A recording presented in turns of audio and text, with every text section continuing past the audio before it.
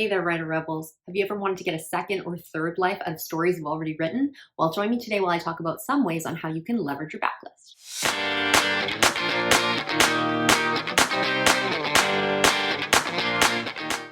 Hey everyone, it's me, Scarlett Kol, young adult author, YouTuber, and storyteller, and I am here today to talk about something that I have been working on lately, and that is leveraging your backlist to increase your sales and exposure and all of those lovely things. So before we get started though, I did want to say thank you to all of my subscribers who keep coming back, and to all of those people who are just coming by for the first time. Welcome. I hope you like what you see. I have plenty of videos up on my channel, so if you want to take a look around and hang out, you can just hit that subscription bar and the notification bell below this video, and YouTube will let you know every time I put up new content. Also, while you're down there, if you want to hit the thumbs up button, whether you're a subscriber or not, that really helps out my channel and lets YouTube know this is something worth watching. So if you're like me, you spend tons of time writing your stories. You do all of the planning, you do all of the writing, you spend the time editing and going through them with a fine-tooth comb to make sure they are great for your audience. Then you put it up, you hope people read it, and you move on to the next project. But sometimes there are definitely ways that you can increase the amount of earning potential and exposure potential for those stories that you've already written. So I've tried most of the things that I'm going to discuss today. However, there's a few on my list that I haven't, so I will give you a little bit of my own personal perspective on them. But if you do not understand what I'm talking about, backlist is anything that isn't your front list. So your front list are any books that are current or that you have just released in the last little while. Your backlist is basically anything that came before your front list. So if you've been at this for any length of time, then your backlist is only going to get bigger and bigger and bigger as your author career progresses.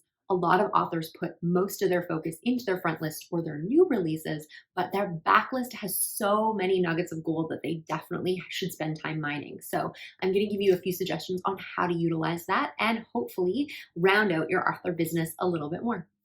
So promoting your backlist obviously can make you more money and get you more exposure, but the other reason that it's really important to promote your backlist and use them in different formats is to be able to give you something else to give your readers in between releases. So if you are releasing really, really fast, then this might not be a big deal. But if you release really fast and then you decide to take a break or something happens, this is going to give you another tool in your arsenal to provide to your readers to keep something coming out. If you are somebody that only writes a book a year or something like that, then this is something that you can do almost from a marketing perspective to keep your readers interested and hanging on, waiting for that next book.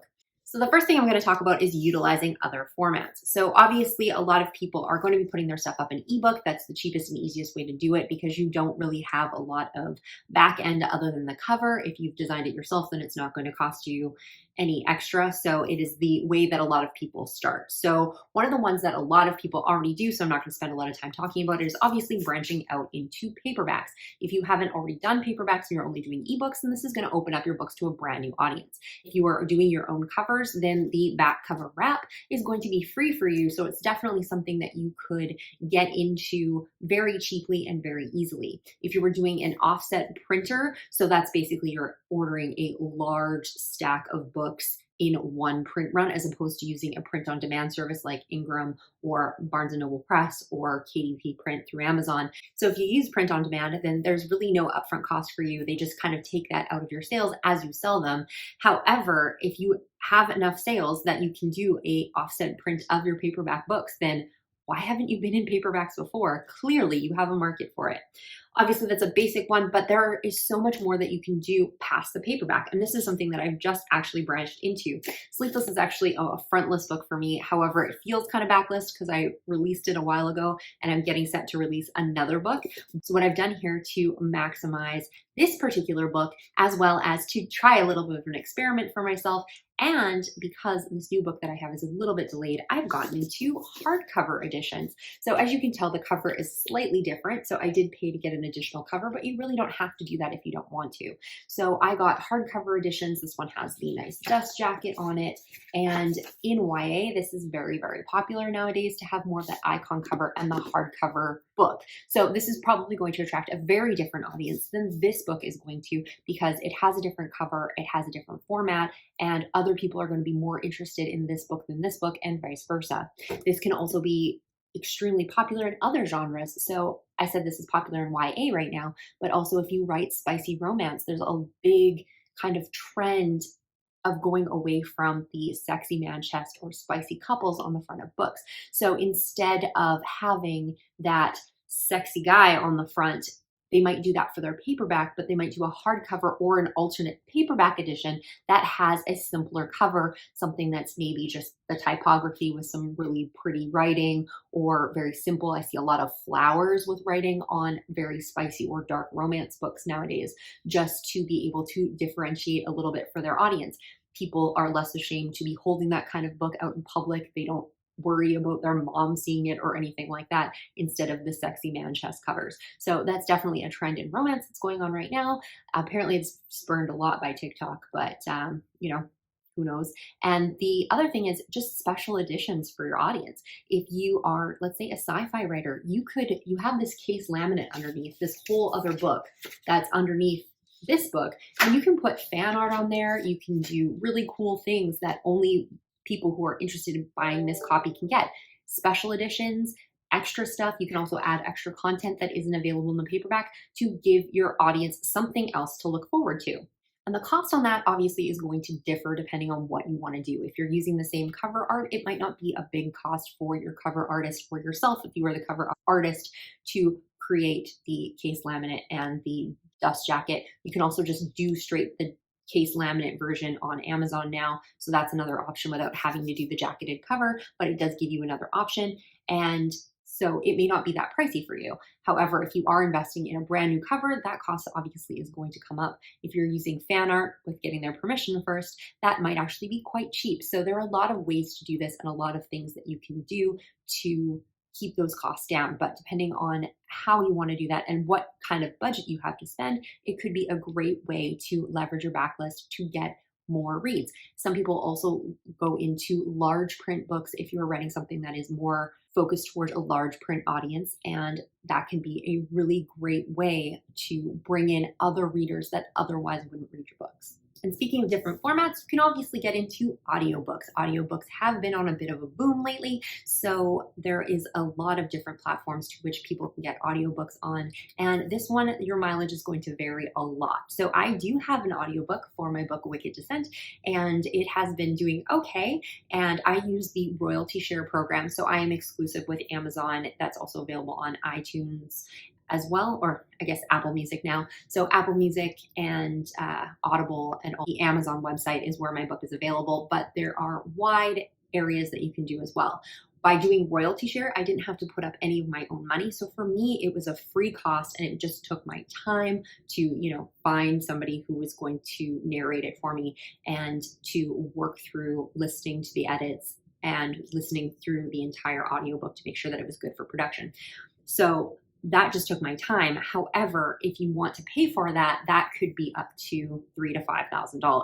It can get very, very expensive for audiobooks. So this is something that you would really want to depend on what your budget is before you jumped into something like that. But there are cheap or free options to do that. You just might not necessarily get the quality. However, there's some really, really great narrators, and my royalty share narrator was amazing. So there's definitely great opportunities in that program as well. So if that's something you want to do, it's a story you've already written and somebody's just reading it out. You spend that time proofing it and it goes up for sale, reaching an entirely different audience that is interested in audio. The cool thing about that too is they have Whisper Sync with Amazon, and basically it'll sync up with your book. So if they want to read or be on their e-reader for part of the day and then get in their car and listen, it will sync up to where they are in the ebook versus the audiobook, so they can just continue on, which promotes not only an audiobook sale, but an ebook sale, which is the perfect combo. And the nice thing with audiobooks is it branches you out into another audience. There's a lot of people who listen to audio exclusively and aren't really big readers. So you're reaching those people who never would have found your books in the first place. Another way to branch into other audiences is translations. This is something I have not done before, so I don't really have any personal experience with it, but I do know a lot of people out there who convert the book that they've already written, have it translated into another language like German or Italian or French or whatever, and then sell them on those markets with a revised cover. Depending on what kind of resources you have, this could be a cheap or expensive endeavor. Just like the royalty share program that they have for Amazon, there are things like Babbelcube, I believe, that you can get your translations on a royalty share basis, or you can even go the traditional route. Even if you are a self-published author, you could potentially get an agent or interact with a publishing house directly and have those books translated for you and marketed from that publishing house. So it kind of really varies on what you're going to spend on that. However, if you have to pay for a translator because you want a specific quality or you're concerned about something, if you're changing your covers to fit that market, some people are just going to change the title into whatever language they're translating in, but some people are going to tap into what kind of covers are popular in those countries and then redo the cover. That's going to be an extra cost too. So it's one of those things like audiobooks where it could cost you a lot of money or it could be relatively cheap depending on what you want to do. And if you're spending all the money and then self-publishing it yourself, there could be a greater reward for that because you're not splitting your royalties with as many people. But just like the audiobooks, there are other options if you want to do something a little cheaper. This is something I may look into in the future, but I just don't think I'm ready for that yet. And I would like a longer backlist before I start looking into it and finding out which genres and everything are popular in those countries, where I'm still just trying to figure that out in the country I live in. Another way to reach different audiences is through the use of apps. So you have probably heard of Kindle Vella, but Kindle Vella is actually one of the new kids on the block for this. There are several different apps out there that are reading apps where you have to pay tokens to continue reading or get additional chapters or episodes. In some countries, it's actually extremely popular and more popular than buying an ebook or a paperback. And it's all just on your phone or tablet or computer, and you move through books that way. I was lucky that my publisher did deal with an app company, and one of my books, Mercury Rises, was put on an app for a year contract. It was really interesting to see because before the book came down, I had over 12,000 reads on that book, and it was really neat to try something different and try something new. I'm interested in definitely giving that a go with something else, but it's just not necessarily quite in my plan right now. But it could be something that's very lucrative for you if that's something you want to get into. I will caution you though that there are so many different app companies out there. It's just like any other agent or publisher or something like that. Make sure you're reading your contracts, make sure somebody's looking it over, and make sure you're not giving too many rights away, because you want to make sure that you are holding on to the rights for your books so you can sell those or utilize them in other different ways. The next thing you can do is something I'm also working on, and that is called a relaunch. So if a book has been around for a while, or maybe it didn't take off quite the way that you expected it to, or maybe it doesn't necessarily fit in with your branding or what you feel as the future of your author business, then you can have the opportunity to relaunch and rebrand your book. So sometimes even if you've had a backlist for a really, really long time, maybe the trends have just changed and you want to update it a little bit and breathe new life into that book. So I have this book, Keeper of Shadows. And if you've been watching my vlogs, I kind of talked about this a little bit. I love this book, but it is a YA book. And if you look really closely, we've kind of got these shadow figures on there. They actually look probably a little sexier than this book really is. It's relatively clean romance. So I wasn't necessarily sure if it was really hitting my genre. So I went out and I asked some authors that I trust and asked them what they thought about it. And they basically said they loved it. It was beautiful, but it definitely spoke dark romance to them as opposed to YA. So what I did is I went out, I got a brand new cover, I redid the blurb, and I'm going to be relaunching this book as almost as if it is a brand new book. I already have some reviews on it. I know some people who've already read it and can support me on social media to have that proof of concept already and the social proof that this book is pretty decent. So it might actually have a better launch the second time than it did the first time. I'm not really sure what the results on that are going to be because I haven't actually launched it yet. I just got my cover yesterday and it is exactly what I wanted. So I'm very, very excited about trying this out and seeing if that's going to breathe new life into a backlist title. But if you guys are interested in that, make sure you leave something in the comments below and I will definitely give you an update on how that went for me. Maybe I can do a whole new video on what I did to relaunch my book if that's something that you're interested in. And the final thing that you can do is something called a box set or an omnibus. So you probably see these very often where basically you get to the end of a series and an author will bundle all of those books up, 3, 5, 6, 12, or like if there's a lot of books, maybe they'll break it into several different box sets and offer it as an ebook and sometimes as a big fat omnibus edition. So these can be extra special editions. It can be after the sales of that series has kind of slowed down a little bit. It is something really great that you can pop into your release schedule that is something brand new, shows as a complete series, but not when you're releasing other books, just to kind of give a boost to your income as well as a boost to your readership while they're waiting for that next book. The other thing that you can do with box sets, which is something that I'm actually getting into and releases on Tuesday, I am in a box set called Written in the Stars, and it is an anthology box set of 16 novels from YA authors, both contemporary and fantasy, that they are first in series. So basically what the coordinator did for this is she requested books that were first in series. So I gave her Falling from A Faraway High Fairy Tale. It is not something I needed to write or do anything for to get into this anthology. It was a book that I already wrote a couple of years ago, and she's going to put it in this set with other books. So we're all going to promote it. It's all going to go to each other's readers and hopefully a wider audience than that. And then as people are reading through those books, if they find that that series really interests them, they can move on to buying my second and third book in that series. So this is a way that I can use a story that I've already written to repackage it and sell it again as something else and hopefully bring in new and different readers. Even if you can't get into a set like this, maybe you can always coordinate it yourself. Draft to Digital has this lovely program now where they can actually split the royalties with the people that you are co-writing with or in a project like this with, and they will pay them directly, so you don't even have to deal with it. It's getting so much easier to do projects like this, and as long as you are organized, you have a little bit of a background in some of the publicity stuff, and you're not going to be paying a ton of money for formatting, or if you can format it yourself, this can be a really great project to really expand your boundaries with work you've already written.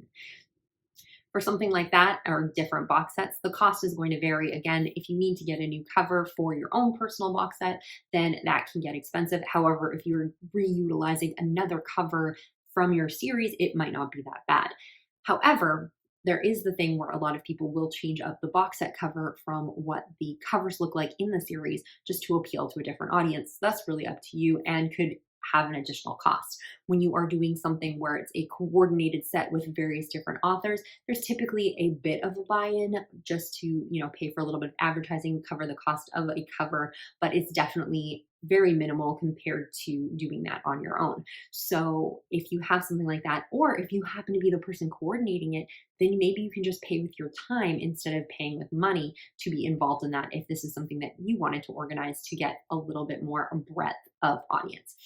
All right, so I feel like I talked really fast for that one, but I just did want to get through them as quick as possible because I know everybody is working on their NaNoWriMo stories right now and probably want to get back to writing, but thank you so much for joining me on that. If you have a chance, you can check out Sleepless in its hardcover edition. The links aren't quite up yet. I'm literally waiting for them to hit the stores before this will go on sale. If you are interested in Written in the Stars, you can check that out. That releases on Tuesday, but is already up for pre-order, and I can put the link in the description box below, and it's going to have 16 young adult stories, varying different concepts and from some really great authors, including Falling, A Faraway High Fairy Tale from yours truly.